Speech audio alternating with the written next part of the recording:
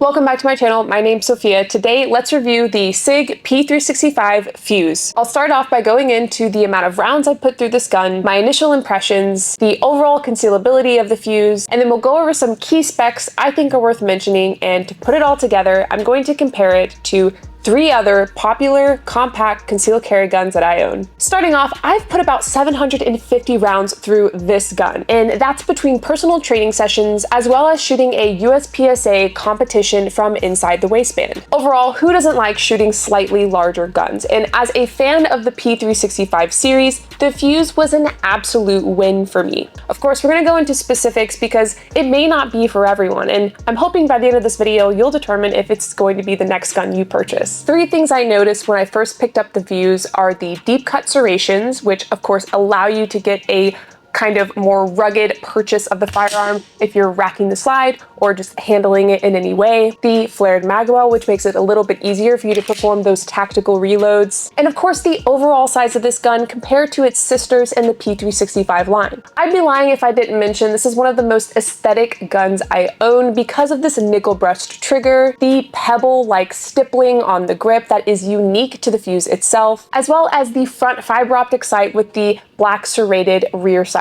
I mean, overall, this is a pretty beautiful gun. Now that we've gone over my initial impressions and some specs I think are worth mentioning in the beginning, let's talk about its concealability. You might look at the Fuse and think, how am I supposed to actually fit that inside the waistband and conceal it? Well guys, it comes down to your gear. For example, if you have a good holster with proper holster mechanics like those made by Henry holsters, then you can do this efficiently. As I mentioned in the beginning of this video, I've actually used this gun in a concealed carry USPSA match. I was told by several people at the match they could not tell I was concealing, and yes, I did have the 21 round mag in my gun.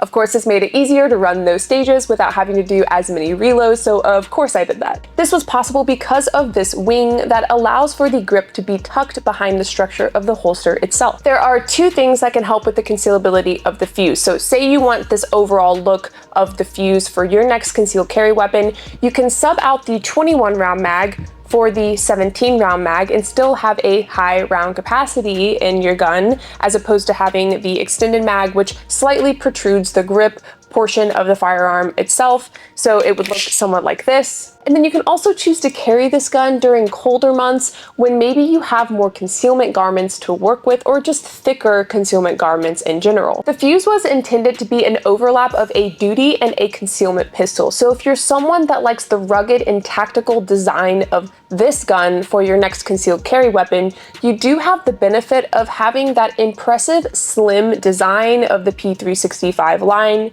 with a higher round capacity out of the box.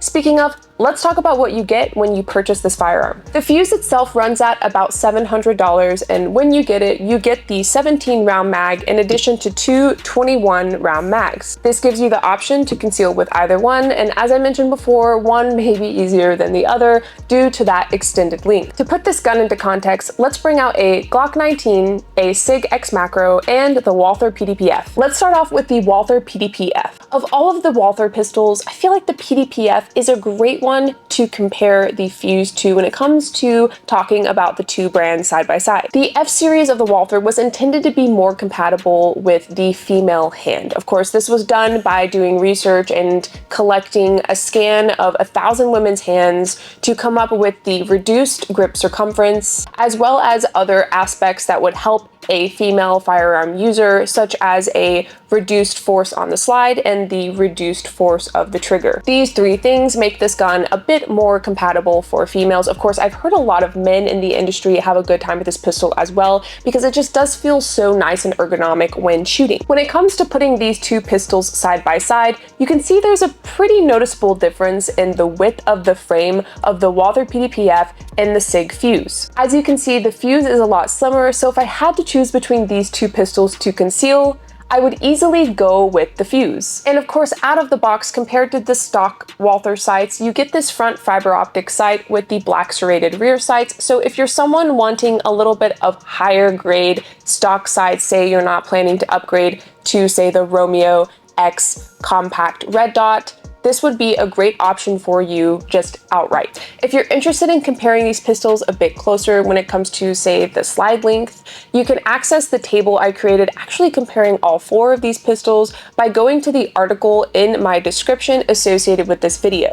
But before we do that, stick around, we have a few more to talk about. Next is the Sig XMacro. Now, this is a pretty close sister / relative of the Fuse because it's from the same P365 line, but it has a slightly shorter slide as well as a slightly shorter grip. So if you're someone who is wanting an overall smaller pistol to conceal that you can still get an extended mag width to have a higher round capacity, the XMacro is a great choice. The grip of the XMacro feels a bit better right now because I've exchanged the medium backstrap that came stock on the XMacro for the large backstrap. Now, I haven't done this quite yet on the Fuse, but if I were to do that, I would achieve that same larger circumference so that I can get my grip around a bit more comfortably for my hand size. Some notable features that set these two guns apart is the stippling you will find on the grip of the Fuse. It's a unique kind of pebble-like stippling compared to the standard stippling on the XMacro. Of course, the sights are different. You have the X-Ray 3 day-night sights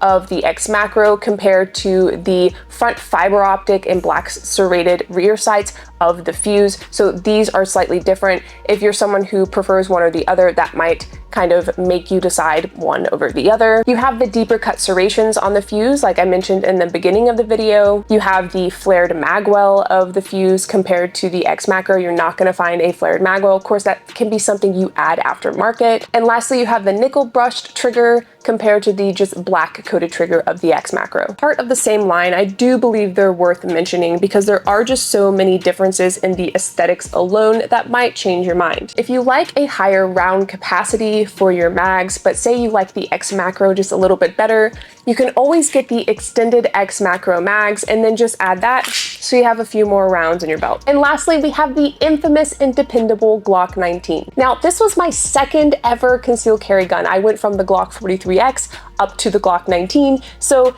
this has a special place in my heart, but truly, shooting this gun is such a different experience compared to the Fuse. I'm personally a huge fan of the flat face trigger that comes on the P365 line compared to the Glock slimline trigger. Of course, with Glock, you have almost no serrations. I know that's a common complaint I hear from people. It's kind of hard to grip this firearm compared to the even standard serrations that come on, say, the XMacro or the standard P365. And of course, this comes with the Glock stock iron sights when compared to the front fiber optic and black serrated rear sight of the Fuse. It is no competition.